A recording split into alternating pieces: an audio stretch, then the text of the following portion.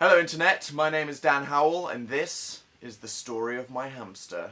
For my 12th birthday, I decided I wanted a pet. We'd had some family pets before, we had a dog, we had some fish, but this was to be the first pet that was truly mine, to stay in my room, to look after, a life to be responsible for, you know? And I decided I wanted a hamster. I know, boring choice, but I just wanted the classic hamster experience. I didn't want a fucking leopard gecko. So my mum takes me to the pet shop and I stare into the box filled with hamsters, and they all seemed pretty happy, all playing and jumping on top of each other, but in the corner, stood up on its hind legs, was a hamster with completely orange fur and jet black eyes. This hamster wasn't necessarily scared or sick looking, it just seemed like it was thinking almost, and I stared into its eyes and it seemed to stare back at me, and I knew that was my hamster. So I took it home and what did I name it?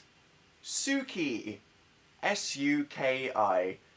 No idea why, it just sounded kind of cool and Asian, I guess. I was 12, there is no explanation. So I put it in this big plastic tank that I bought it, filled with sawdust, with a little water bottle and a food bowl, and I was so damn excited because the brand of hamster tank I bought came with all of these extensions that you could buy, and I got addicted. Like, you know when you're playing The Sims or Pokemon or any RPG, and you start to get actual feelings of satisfaction from this other thing's life being successful?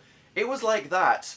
I was living vicariously through my hamster's house. I bought the hamster revolving restaurant extension, I bought the purple hamster nightclub extension, it was like a house out of cribs, it was off the hook. It was the only thing I cared about, and I spent all of my money on it, to the extent that my family actually got concerned and had to stage an intervention. I'd be like, Grandma, what chores can I do to get money? I will wash the car, I will clean the dishes, I will scrub the freaking toilet. And she'd be like, Daniel, I love that you're being so helpful, but I'd prefer if you spent the money on yourself. You see, they were aware of the fact that the hamster probably didn't have the intellectual capacity to appreciate that it now had a seesaw in its log cabin extension, but I wasn't having any of it. So I will give you £10, but you have to promise not to spend it on the hamster. Okay, Grandma. Fucking water park extension, oh yeah!